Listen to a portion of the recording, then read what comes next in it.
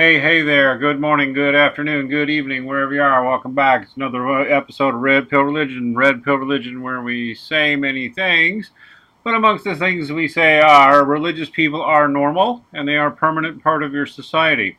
So you should know something real about them, not just stereotypes. If you enjoy the kind of content we have here on Red Pill Religion, we talk to pagans, we talk to Christians of various denomination. We talk to Jews. We talk to Muslims. We talk to people of all different spiritual orientations. And we talk about the intersection of religion, culture, and politics and how they impact things today.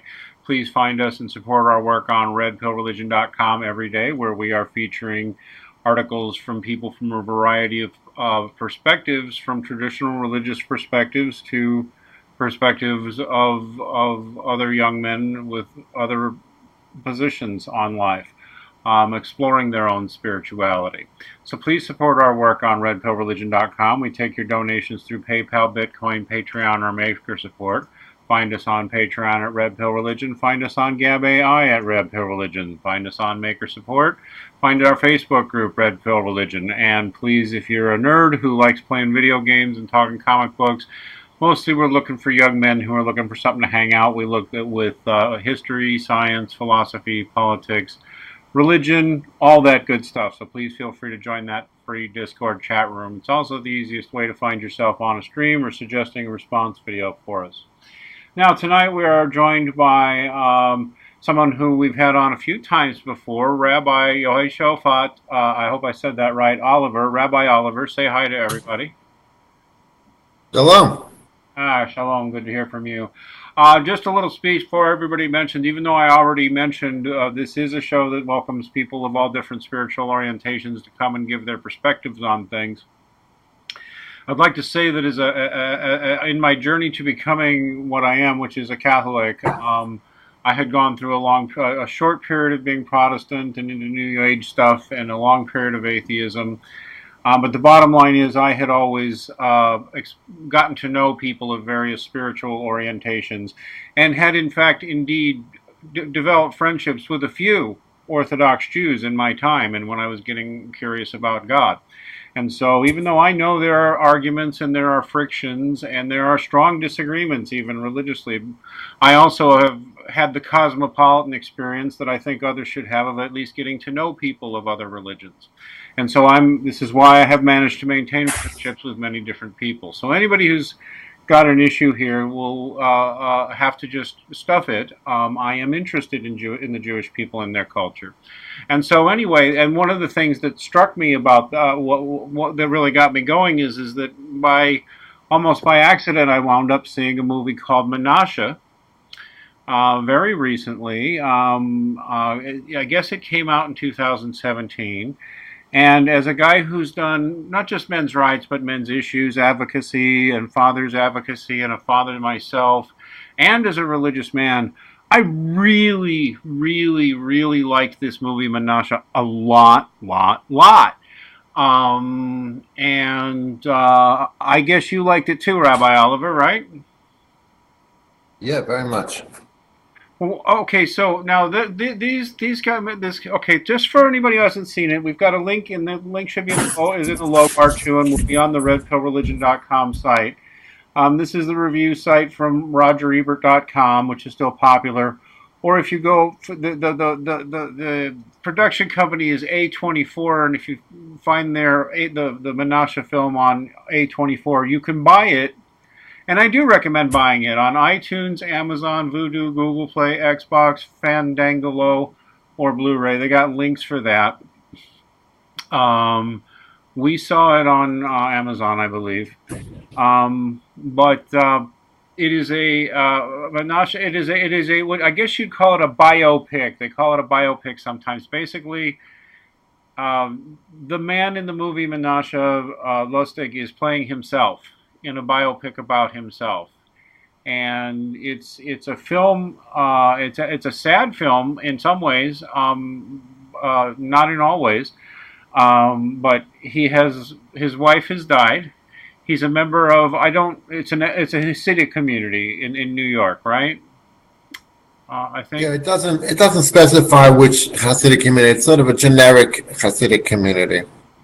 Right, because even though he's playing himself, as always in a case, when you make a movie by yourself, no matter how you do it, it's not going to be 100% authentic because, there's the way because you've made a film. But the film comes off as very, very honest. Very, very honest. And yeah, it Yeah, seems yeah, sort yeah. of. I felt that the movie was very true to life. I'm not. I am part of a Hasidic group, the Chabad movement, but the kind of group portrayed here was a different kind of group. But I could relate to it enough to feel that it was portrayed very, very authentically. And I liked about it that it shows quite a number of things. First off, and by the way, I've gotten permission from his producer. He says he'll come on the show, and we're going to get him to interview him at some point. But I thought we'd do this, talk about it first, to get people to understand it. Menashe has one son. His wife has died. And of course, as a member of this Hasidic Jewish community, he's agreed to live by the rules of that community, and of this religion. And and Rabbi, you can, if I explain it badly, you can but let me know. But basically, under the rules, a child has to have a mother at home, and if the children die. I'm sorry. If the mother dies, typically they are going to go and live with the mother's brothers. I would guess. Well, how basically does it generally work, Rabbi? I think someone watching the movie would get the impression that this was standard. This is standard in Orthodox Judaism. That would be the arrangement, but I don't think that's true at all. I've never heard of any specific rule that's what should be done. I just think that in the case of the movie, in this particular individual's case, that's what his rabbi advised for the best interest of the child. Oh, I see, and he's agreed to abide by that. He's agreed to abide by his rabbi's decision, and and so you saw the scene where they went. His brother-in-law goes together with him for the rabbi for like a sort of hearing in front of the rabbi, and the rabbi gives his decision as to what should be done. Right, and if you watch the film again, when we say the film is honest, Menashe's got issues. We find out over time that his marriage with his wife had not been a good marriage, and they had fought a lot, and they had not gotten along, and so. Yeah, I mean, cast blame one way or the other. How much of that was him as a bad husband, and how much of it him was a bad wife, or her was a bad wife? We can't know. But it's left him, scarred from the whole thing. He's filled with guilt. He's filled with guilt and sort of remorse for the way it all happened. Yeah, exactly. And he is struggling. You can tell he's got issues with depression, anxiety, distraction, and how much of that is his life circumstances, how much of it is his poor choices, and how much of it is just what God's given him, but he is struggling one way or the other. And he right. So the central sort of dilemma is that on the one hand, he's feels that he wants a break from being married because it went very poorly, and he feels he sort of feels this desire to like he got burned from being married, so he wants to avoid, like he has this part of him wants to be single because he feels that he failed. But on the other hand, the message of the community and the rabbi and the brother-in-law is that for the sake of his child, he needs to find a new wife. So this is his struggle that is, very poignantly portrayed. It is, and and of course, a big part of the story is his struggle to stay in his son's life. And the only character in the film that we might be critical of, we can even still be sympathetic with him, but let's say we are going to be critical of him for a moment. The brother-in-law who has taken the boy in because that's the rabbi's recommendation of what's most sensible is often very cold, and is often seems completely uncaring. Right. Seems Right. inflexible. I think the portrayal of him is great because it's this, the movie starts out and the natural way you view the brother-in-law is in a very negative light. You feel as if he's sort of being controlling and being intolerant and being insensitive. But then you keep watching the movie and you start seeing how the brother-in-law is like really is trying his best, and it just is quite frustrated with how Menashe is irresponsible and sort of creating problems. And so towards the end of the movie, you start to see that the apparent villain as just a guy trying to help out, like it's the opposite of a villain, really. Yeah, and so maybe his So style is, it's yeah, quite brilliant. it is. Maybe the brother-in-law's style isn't all it could be. On the other hand, the brother-in-law really is taking care of his child and really is trying his best, at least sometimes, to be helpful. And it doesn't all resolve nicely. One of the things that's interesting, though, is that I find even some religious people fall into this. The well, why doesn't he just go against his rabbi? Why doesn't he just take him? And especially if you just don't understand how serious religious people think, or know something. I mean, it's not like all the Jews are going to come and point guns at Menashe if he says, no, I'm not doing what the rabbi says. He could leave the community, or he could start a big stink and fight Well, over it, or just leave. But you wouldn't do that. If you believe in God, yeah, it, go ahead. it would be a really extreme move for him to do that, and there are little lines here and there in the movie that imply that he's dissatisfied with the decision that his rabbi made, and he sort of wishes that it wouldn't be that way. But then you keep going in the movie, and you see that the rabbi's decision was really, really very wise, and it was just Menashe's sort of irrational or just emotional attachment that is affecting his judgment. And but as the movie progresses, you see how the rabbi really did the most responsible thing. He is trying to do the most responsible thing in the circumstances. Not to keep So bringing up and Menashe is struggling between listening to his rabbi's advice, even though his heart is pulling him in the other direction. And sort of a part of him is saying, like, I'll do what I want. And so it's quite, it's quite, it's quite, it's a very, very,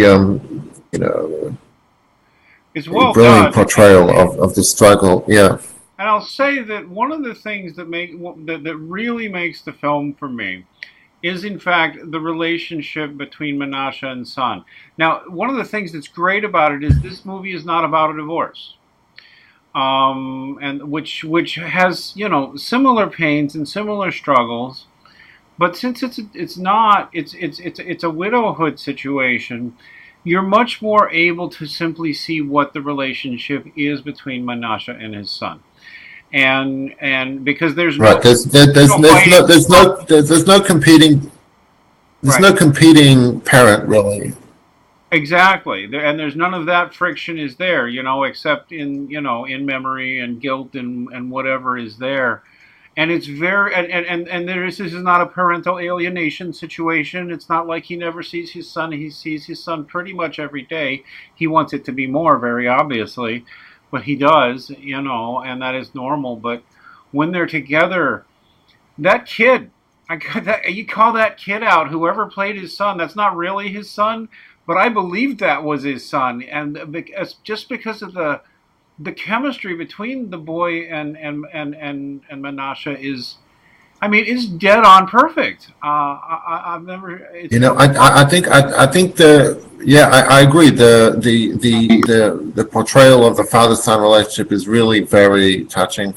I think in the beginning of the movie, the father was barely seeing the son, but the part of that was because he was working long hours, and it was just impractical for him to be seeing his son. It wasn't like there was no intent at all.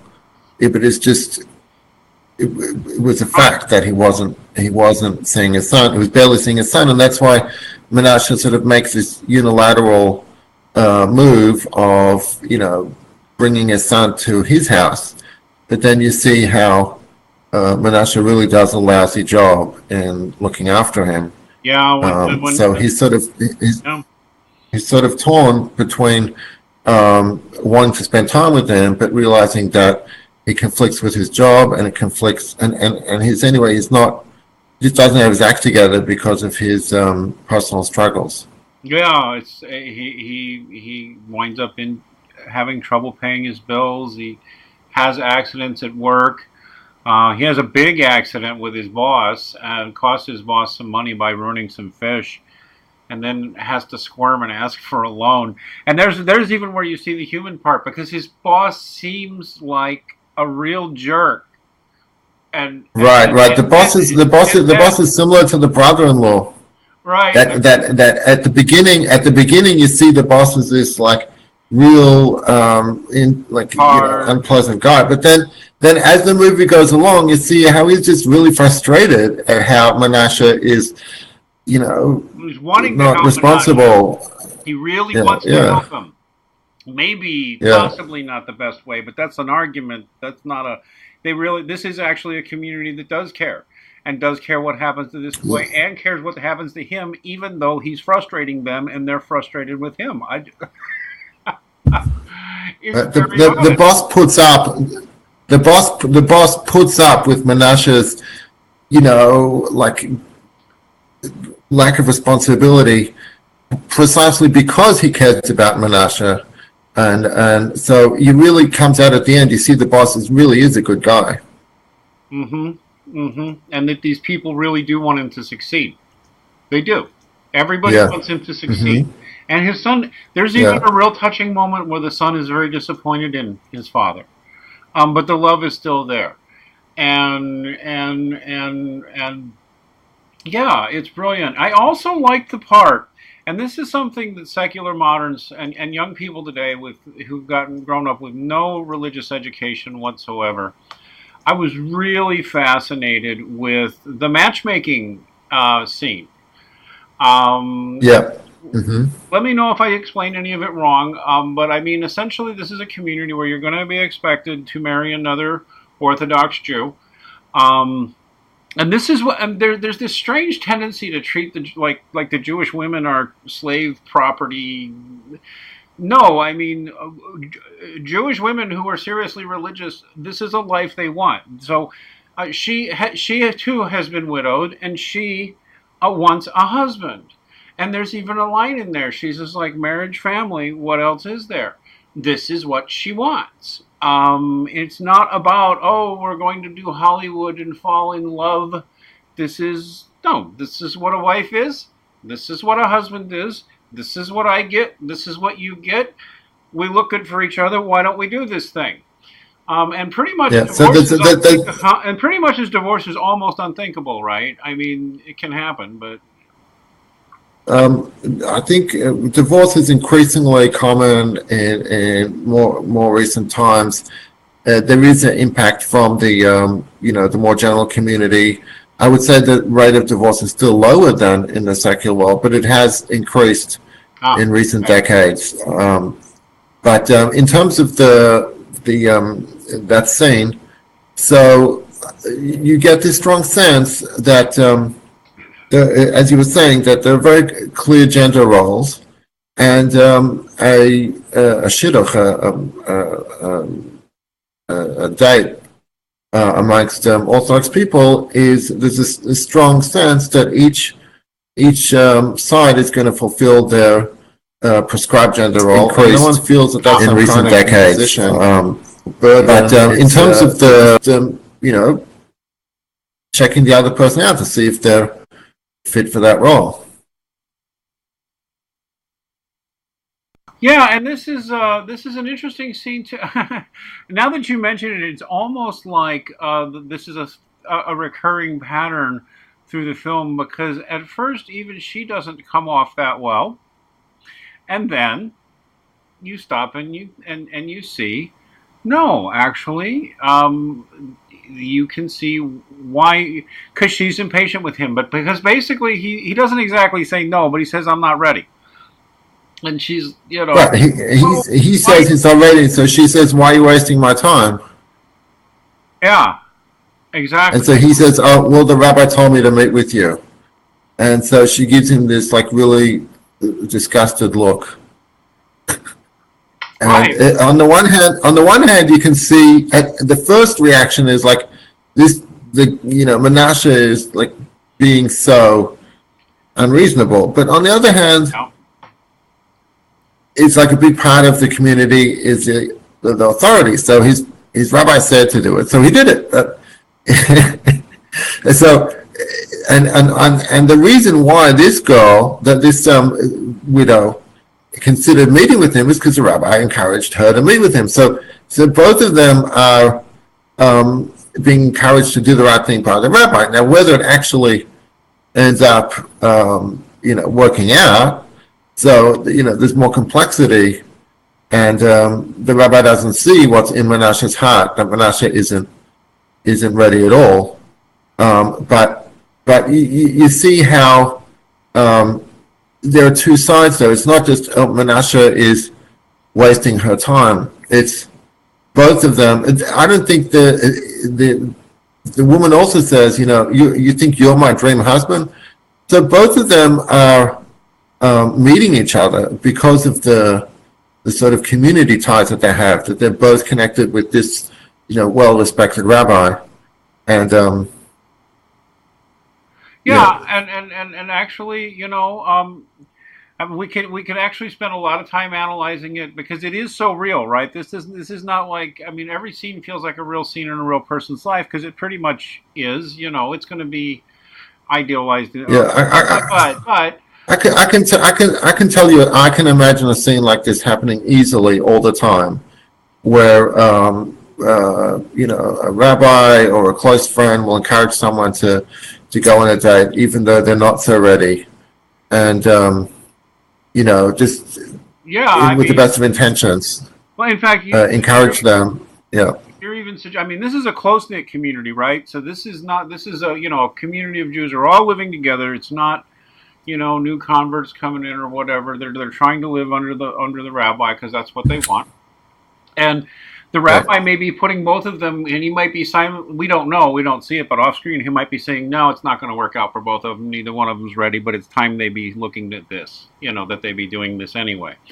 I don't think so. I get the impression that the rabbi really believes that if he nudges Menashe enough, that Menashe will relent. But he doesn't realize the extent of Menashe's negative feelings towards remarriage.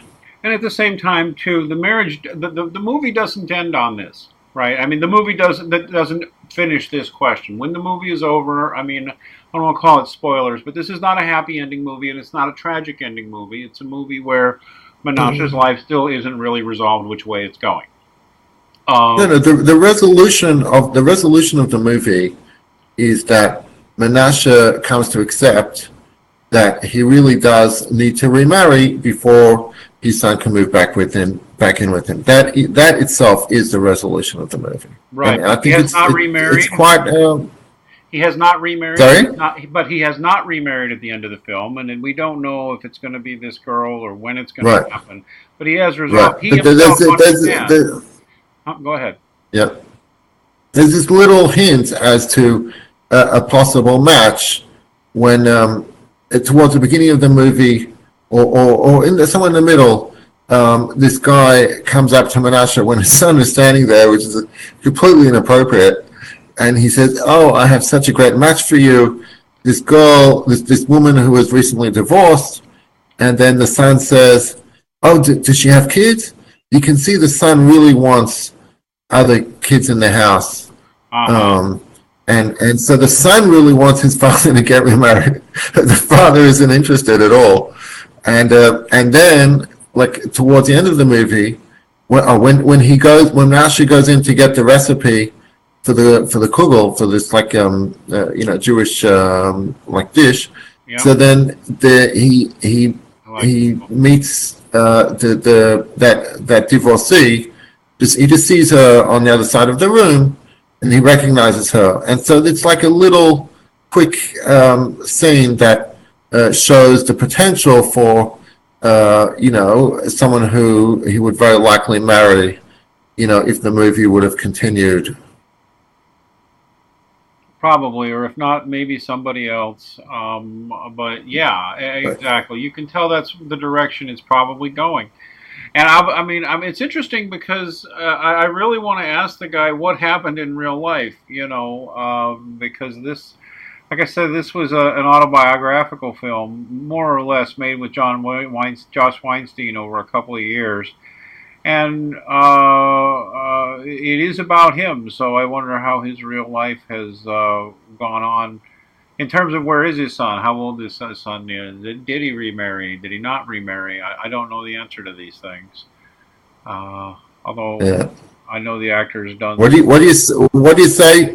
What do you say about the scene with the Hispanic guys? It's the only time when you hear any English in the movie. See, I really appreciated that too. Maybe I didn't see.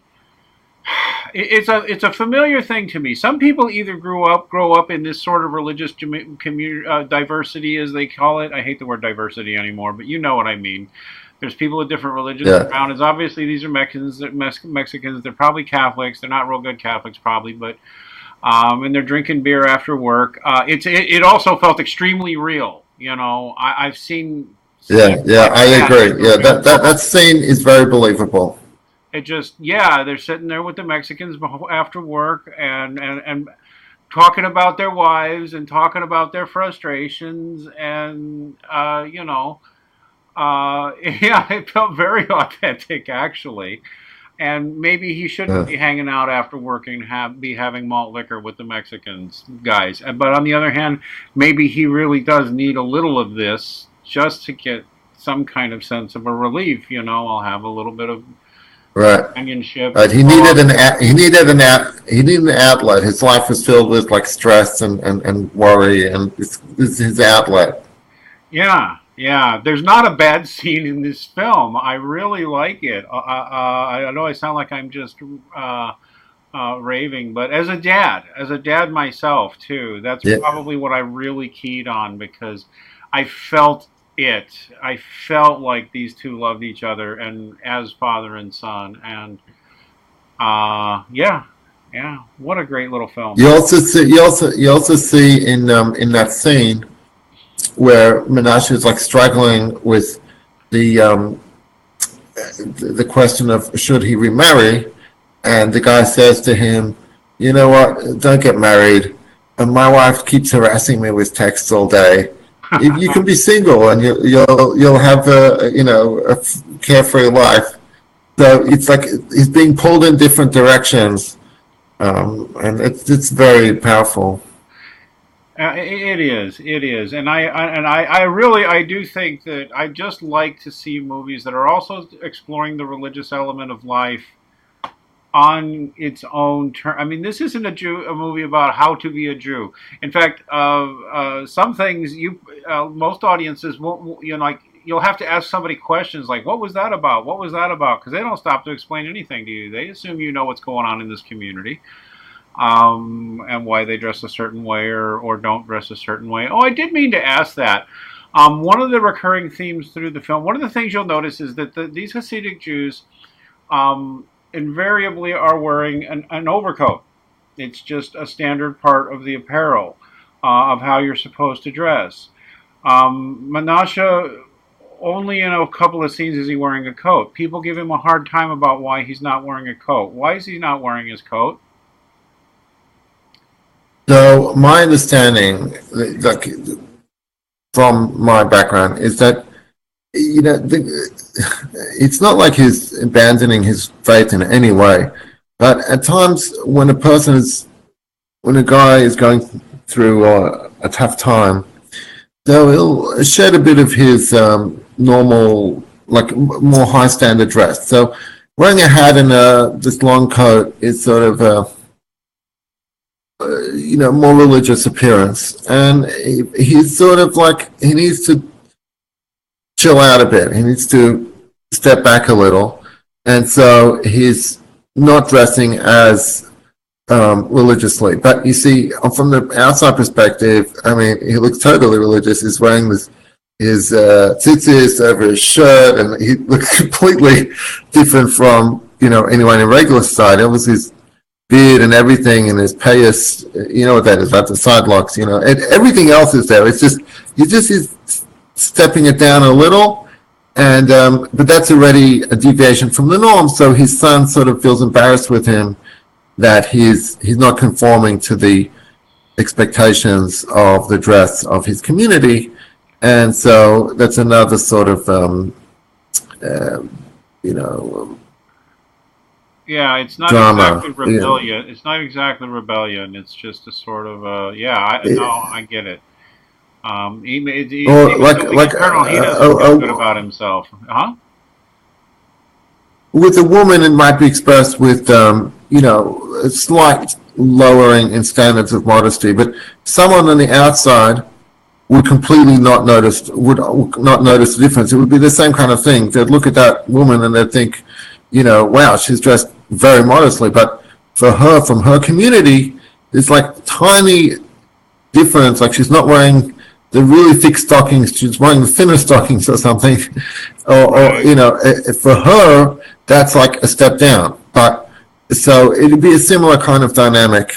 There are some people who react to divorce and stop being religious, but this is just a more sort of tiny step down, which is not uncommon. And again, it just makes it feel real, and I liked it even since I study men's issues so much. I mean, he felt it felt like showing what a man really is going through, and a man who's a good man, who's trying to be a good man, and really wants to be a good man, and really wants to be doing the right thing, is having terrible struggles getting there. And but is really trying. You know why everybody's frustrated with him, but you also know why he's having such a hard time. I just I don't know. I guess I'm just raving about it, but it was a good film. And yeah, we got Yeah. a comment here. He says not enough good Jewish cognitive resonance. I think he's one of our Jewish followers. I'm not sure. Says not enough good Jewish movies these days for how present the Jewish subculture. So many know so little about it. No, it's right. I've had the pleasure of hanging out with some Orthodox Jews and getting to know them. So and I'm just one of those naturally curious people. So I spotted it right away. Um, Right. And another thing I'd say about the movie is on a number of occasions it's quite funny. Um, like that scene at the end with the kugel was hilarious. oh yeah, Kugel, which by the way isn't just a Jewish. I mean, I've gotten it from Lithuanian and Polish sources. It's very common. It's basically a kind of a potato pancake sort of thing. It's really good when made, and he really wanted. It was doing a special memorial service, and he really wanted to cook the kugel himself. And some women downstairs in his apartment or next door to his apartment or whatever, they give him a recipe and they're looking at him like, "I'll just cook it for you." And he's like, "No, no, I want to cook it." And she's like, "Here, I'll make you a recipe a man can't mess up." And they give him a real Yeah. simple recipe, and he messes it up. And at the party, everybody eats it anyway, including the rabbi. Yeah, and the rabbi says, it tastes great. And the other guy's looking at him, what do you mean? And like, some people are like spilling it over their beards, like, because it's just so hard to eat. But everyone is like forcing themselves to eat. It was really funny. It was great. It was. So yeah, I mean, I guess if all you want is action films and explosions and superheroes, you won't get much out of this. But this movie works on a number of levels. It works if you're a dad. It really does. It even works if you're a dad involuntarily divorced, which happens too many times, or if you're a widowed dad, or if you're serious about human spirituality. You don't have to be Jewish to start to understand how the spiritual element of these things very much matters. By the way, it's very clear that Menashe is very serious about his faith. We see him. We don't see it. I don't see it in the trailer here, but you see him, going to bed and very fervently saying his prayers. He's actually quite devout. All through his struggles, this is part of what he's doing. He has not left his people or any of that. In fact, I'm pretty sure his daily prayers are part of what's helping him through what he's going through. Well, I guess we've raved about this film enough, Rabbi Oliver. You got any further observations you want to make about it? Yeah, there's the analogy of the chick that is quite Oh, okay. powerful. I didn't catch the significance of that. There's a scene in the movie. I do even see it in the preview where he's got a chick, basically a hatched chicken. Yeah, he buys he buys this little chick for his son, and then you see them playing with it, and it's very very warm scene, a number of times. And so Menashe is keeping the chick in the house and feeding it. And then you see how the chick dies towards the end. And after that happens, Menashe realizes that, look, if he can't feed the chick, he certainly can't raise his son. He can't even look after this chick and feed it properly.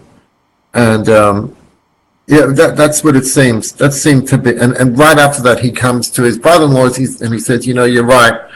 I think that Riven really needs to stay with you. And so you see, like, that's a very powerful part of it. It is, and that's him admitting that he's not. He's admitting failure, and that's a hard thing to do. But he is actually putting his son first, because he buys a pet chick for his son, and he can't even take care of the chick. Life is not going. Yeah, but that his son needs the stability. It's communicated very powerfully because no one says anything. It's just the chick dies, and then after that, you see him going to the brother. So the brother-in-law. So it's a great storytelling ploy, method. Yeah, he wants to take care of his son. But finally, has to admit that he can't. But he's probably, but by admitting that he can't, there it is. There's the scene with the chick.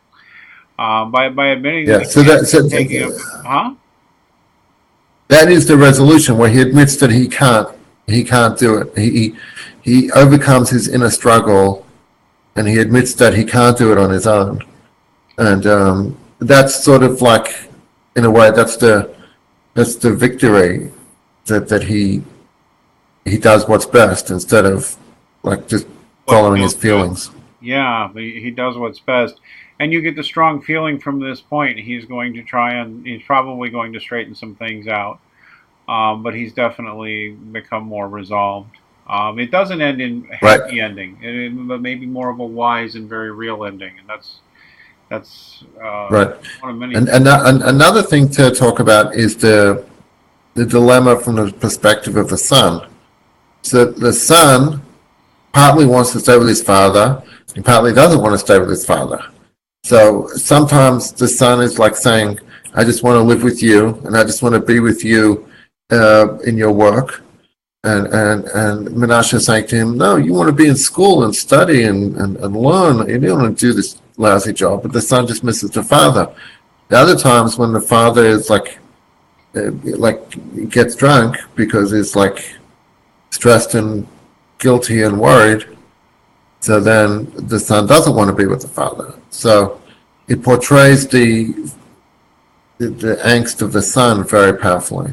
It does, it does. And again, I mentioned it earlier, but I'll say it again. The boy was fantastic, who played his son is just fantastic. You do see the inner struggle with his son. You see the inner struggle with his son resenting his uncle. And then you see the inner struggle with him resenting his father. And how hard, I mean, the story is not about him, but you see that, and you see that portrayed so honestly, too. It's really a magnificent film and character study and an honest look at the. I mean, even if we go into the differences between men and women, this would be a completely different film about a. I mean, uh, uh, this is how fathers and sons are, and this is what struggling fathers go through when life hasn't gone the way they had hoped it would go for them. And I'm really looking Right. forward to talking to the guy about how he got this film And made and such. Huh? in terms of the universal side of it, you see how, like, when fathers relate to their sons and daughters as well, but in this context, the sons, you see how this it brings out a very, very childlike side in them. You see how Menashe, when he's around his son, he becomes like a big kid, but not in a bad way, like in a very, very endearing way. Yeah, And father it's a way. very beautiful portrayal. Yeah. Yeah, I mean, actually, I mean, I can tell you from all kinds of experience and all kinds of things I've read. Say what you will about psychologists, they're not wrong about everything. The most important thing a dad, well, not the most important thing, so one of the most important things for dads is that they play with their children. They do become a big playmate Right. because by that playing with the father, they test the limits of the Right. world in the way they don't get from the mom. They roughhouse with the Right. dad, Right. I heard. on the dad. Yeah. I once heard Warren Farrell talking about it. How fathering is different from mothering, and that fathers teach sons about um, how to be physical in a balanced way, and they give much more touch and physical connection, and that's That's right. that's a gift that is really indispensable for children, boys and girls, that they get only from their father. Throwing the child in the air, you know, rolling around on the Uh, ground with them. All of that is just dad stuff, and roughhousing with them. It's incredibly important, actually, or dancing for the kids and making yeah, them laugh, and clowning for the kids. yeah, Um, yeah, yeah, exactly. Yeah. So I've done that, countless times with my kids, and I respect all the things my wife does, but I've never observed her anything like that, and really I haven't observed any other women like doing. Maybe they do it sometimes, oh, a but it little, seems sure. it's clearly a biological thing that fathers do with kids, and if people. Unconsciously, and without even thinking about it most of the time. Right, exactly. It's not even you don't need any training for it. Just like a mother, goes to baby and goes, caresses a baby and knows how to make the right noises. And A kiss the father boo boo knows when how they're to done. roughhouse. Exactly. Exactly. And it's vital, and it's actually something boys and girls need it, by the way. Boys and girls both need that. You're going to be a Yeah, little more yeah. gentle I with the said that girls, before. Yeah, but girls. going to be a little more gentle with the girls because that's just the way it is. But yeah, exactly. No, it was beautiful on every level. And I got to say, coming out of Hollywood, wow, and a good portrayal of fatherhood overall. Even what you might call a bad father, he's not a bad father. He's a struggling father, finding the best way out of a bad situation, trying to do his best, being a flawed man. His kid is what's most important in his life. Nothing, his own pleasure is not what's driving him. His own ego is not what's driving him. It's his, yeah, it's such a beautiful film. Well, you know what? We've been going about 45 minutes, and it's about time we close this up anyway. But I really enjoyed this talk, Rabbi. I hope we have you on again. Any final words for the audience? Absolutely. No, yep. I agree that it is a pleasant surprise that even in the quite anti-religious environment of movies, you have a movie that is very positive and accurate and not hostile in its portrayal. Absolutely. And so, if you're interested in fatherhood, you're interested in religion, you're interested in learning about other cultures, you're Jewish, and you want to know a little bit about this part of Jewish culture, this movie works on all those levels, so and more. So do check it out. So, and otherwise, if you like this kind of interesting content, please be sure to check us out regularly on redpillreligion.com, where we take your spiritual as well as financial donations. Find us on Patreon. Find us on Maker Support. Find us on Discord. Give us a like here on YouTube. Give us a subscribe. Tell your friends or enemies. And God bless everybody. Hello. The broadcast